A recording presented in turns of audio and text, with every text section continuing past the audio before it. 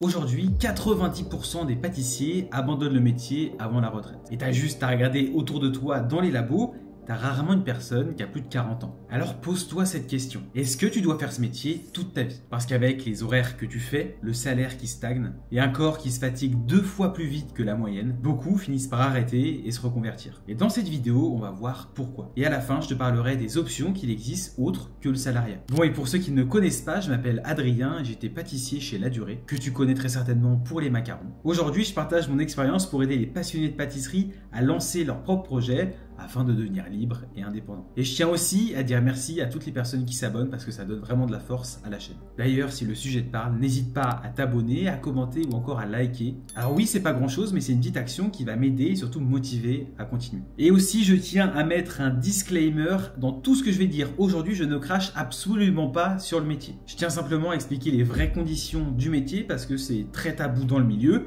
et on n'en parle jamais. Et comme premier point, je vais déjà aborder les horaires de travail. Alors déjà, un point à savoir, c'est que dans tous les métiers du monde, il y a forcément des aspects moins bien que les autres. Et dans le métier de pâtissier, que ce soit en restauration ou en boutique, je trouve que le point le plus négatif, c'est quand même les horaires de taf. Soit tu te lèves très tôt, comme par exemple, avant je me levais à 3 h du matin, j'avais 1 heure de route et après je commençais ma journée. Ça par exemple, c'est quand tu es en labo. Mais de l'autre côté, tu peux finir aussi très tard, comme par exemple quand tu bosses en restauration ou encore en hôtel. Donc forcément, qui dit commencer très tôt le travail veut dire aussi se coucher tôt. Et donc quand tu as une vie de famille ou encore que tu essayes d'avoir une vie sociale, c'est un point qui est très compliqué. Et là, je te parle juste des horaires classiques et je te parle pas des périodes de fête comme Noël, Pâques, la Saint-Valentin, où forcément tu fais encore plus d'heures et forcément tu es encore plus fatigué, le mental est de plus en plus épuisé et c'est là que on va pas se mentir, c'est le plus dur. Je tiens aussi à aborder les heures supplémentaires qui sont quand même rarement payées. Attention, c'est pas partout pareil, il y en a qui respectent très bien les choses, mais la plupart du temps, c'est quand même du bénévolat qu'on fait. Deuxième point, la fatigue physique. Que ce soit en pâtisserie ou en cuisine,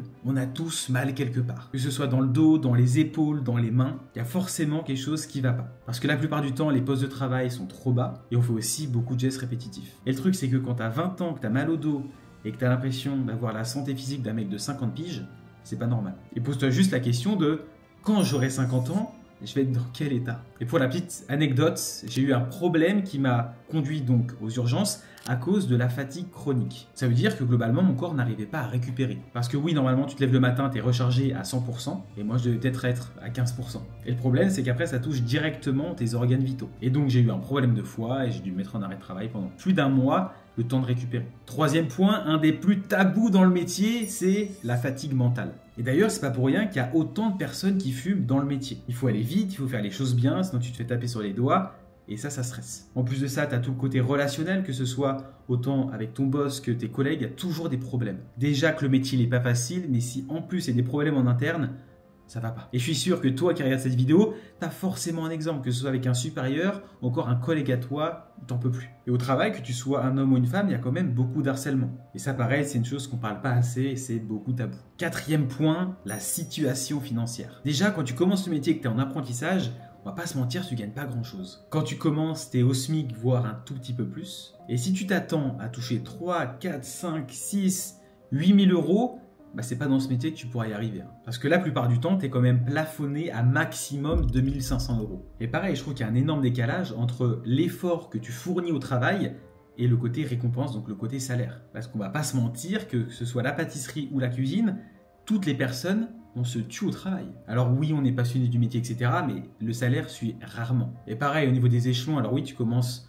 peut-être commis, après tu passes chef de partie, après sous-chef, après chef. Mais lui, le salaire, il n'augmente pas vraiment, alors que derrière, tu as de plus en plus de responsabilités. Avant d'attaquer le 5e point, je voulais juste te dire que si aujourd'hui tu es dans une situation qui ne te correspond pas et que tu as envie de changement, j'ai créé une vidéo qui t'explique exactement comment je suis passé de pâtissier épuisé à entrepreneur libre et indépendant. Et comment toi aussi, tu peux le faire. Elle dure 5 minutes, c'est pas long, mais ça peut changer beaucoup de choses. Elle se trouve juste ici en description. Bon, on continue avec le 5e point, l'impact sur ta vie personnelle. Parce que oui, le travail, quand tu es pâtissier, que tu es cuisinier ou même boulanger, ça prend beaucoup de place dans ta vie. Et ça empiète petit à petit sur ta vie perso. Je te prends l'exemple juste des repas de Noël ou des rassemblements familiaux.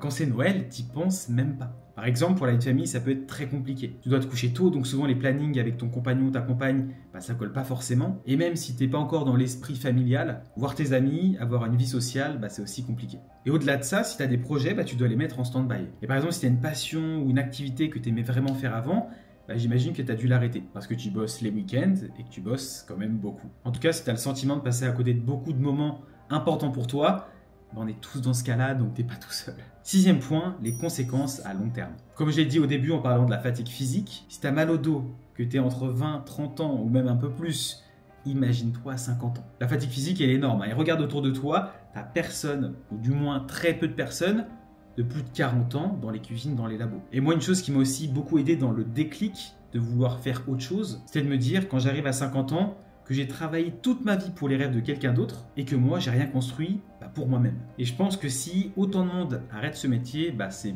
bien pour une raison. Maintenant, je veux que tu te poses cette question. Si tu mettais l'énergie que tu mets au travail pour toi, dans un projet, il se passerait quoi? Je te laisse méditer. Et un point que je voulais aussi aborder, c'était les autres options qu'il existe autres que le salariat. Forcément, tu peux vendre tes gâteaux depuis chez toi, ça tu as déjà pensé, j'en suis sûr. Tu peux aussi ouvrir une boutique, devenir formateur en présentiel. Toutes ces options, c'est des options que j'ai testées et qui n'ont jamais abouti parce que tu échanges toujours ton temps contre de l'argent. Et encore, si tu vends tes gâteaux, tu es toujours dépendant de commandes. Si tu fais par exemple 1000 € de chiffre d'affaires avec 20 commandes, si tu veux doubler et faire 2000, tu dois faire 2 fois plus de commandes, donc travailler 2 fois plus. Et à la longue, tu gagnes encore moins qu'avec ton travail salarié, mais tu travailles encore plus. Mais l'option la plus rentable, celle qui t'apporte de la liberté, de l'indépendance et de l'impact, c'est le business en ligne. Et là, je te parle pas d'e-commerce, de dropshipping ou de je ne sais quoi, mais là, je te parle bien de transmettre tes compétences ou de monétiser une passion en ligne. Et c'est exactement ce que j'essaie de t'expliquer donc dans ces vidéos que je fais. Comme je te l'ai dit tout à l'heure, une vidéo de 5 minutes t'attend juste en dessous en description et un conseil, va la regarder. Quand j'étais à ta place il y a quelques années, j'aurais rêvé à voir cette vidéo. Bon, moi, je vous dis à très vite pour une prochaine vidéo.